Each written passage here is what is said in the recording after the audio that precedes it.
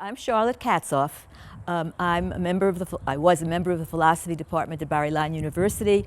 I specialized in epistemology. I also was a member of the gender program at Bar-Ilan. I am now retired, and I am focusing my attention now on philosophical explorations of scriptural narratives. The first part of the question is I can refer to all the literature that has been that we have on philosophical analysis of narrative in general. It's a long time already, I would say ever since Martha Nussbaum and before, that the philosophical depths of narrative have been applauded, exploited, and the idea that narrative offers a complexity and a depth in representing human problems, dilemmas, conundrums, which are there to be mined by a philosopher with a good ear. That's in terms of philosophy in general. Now, philosophers have attended to the biblical narrative from the dawn of history. And what we're doing here is basically continuing that tradition and bringing philosophical perspectives that we found in our contemporary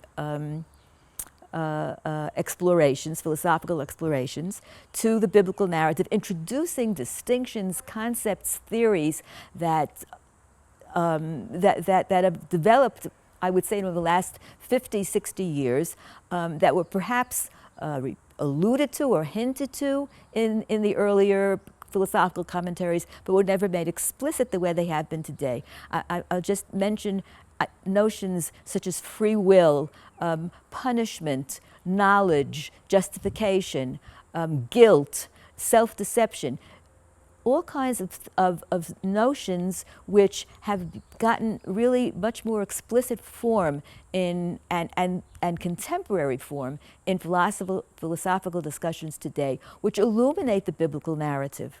I think that in terms of philosophers who are interested in religion, exploring biblical narrative is a wonderful way to focus on these on very important religious questions.